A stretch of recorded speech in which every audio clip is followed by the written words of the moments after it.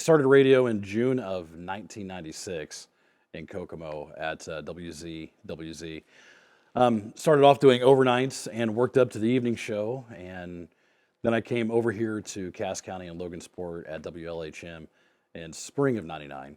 Um, Stayed there till about '05, went back to Kokomo, and then over to Marion, and then back to Logansport in '07. I've been in Logansport since. So 23 years total.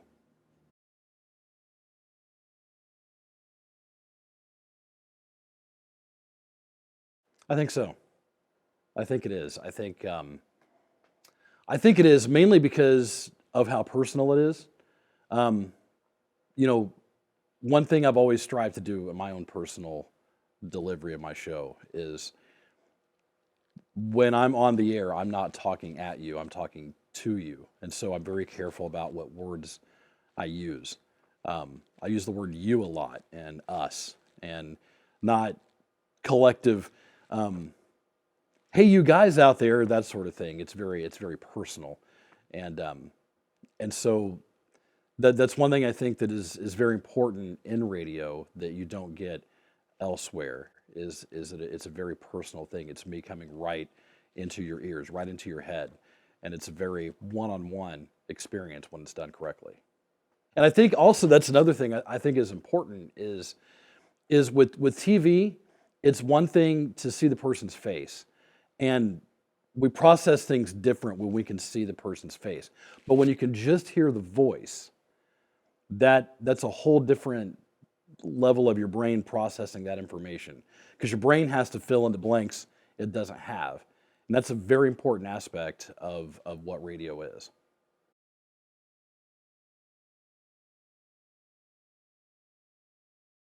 all the time.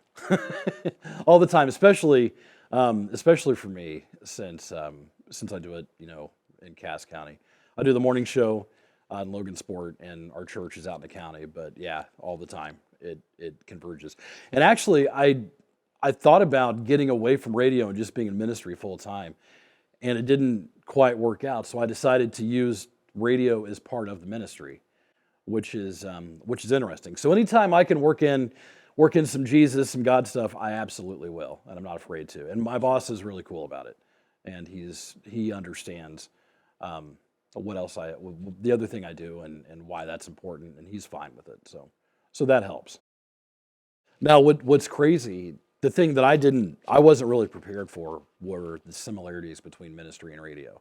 It's crazy because in radio, people take ownership of a radio station. So if you always are listening to WLHM and we do something that you don't like, you take offense to it because it's your radio station. All right, well, if you're at church and someone's been going here for 20 years and you guys start doing something someone doesn't like, you're going to hear about it. People take ownership of this kind of stuff. And it's crazy how much they take ownership of a church and how much they take ownership of radio. And aside from that, even just the communication part, um, really good preachers and really good communicators that deliver a message, when they're on stage, you feel like they're talking to you. And it's just like I talked about before, when you're in a car driving, I'm going right into your ears and it feels like I'm talking to you. And the same is true for a good preacher, a good communicator. It's like they're talking to you. Even though they're talking to 200 people, they're talking to you.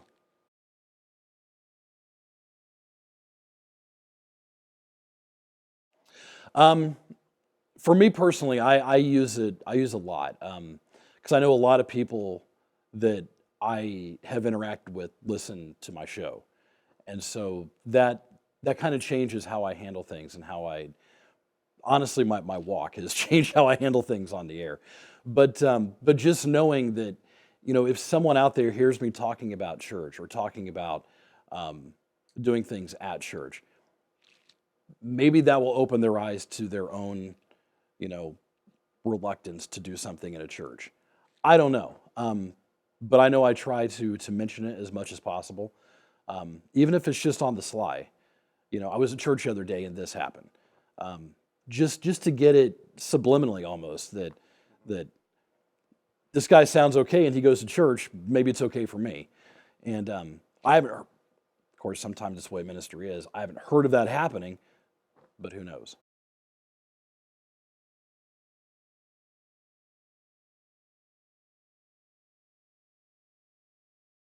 Yeah, absolutely. I did some research on this when you sent me the stuff, and when I read about his whole theory of that, the thing that jumped out to me was um, was 9/11, and how when 9/11 hit, everyone lost their minds, and that included every single person on TV, every single person on radio.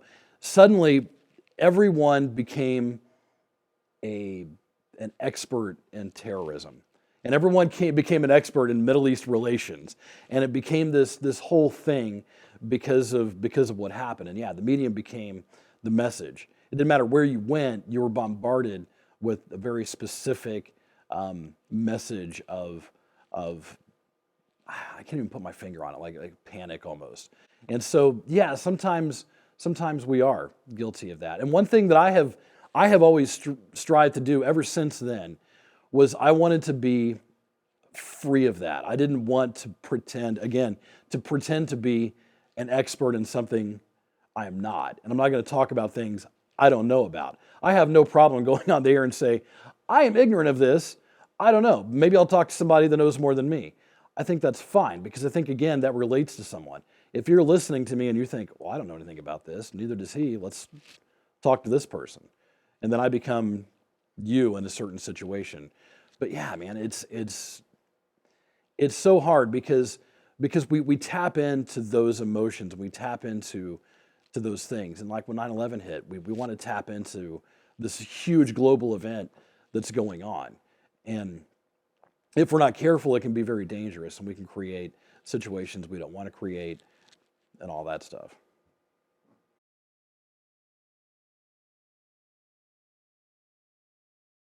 Man, that's a good question.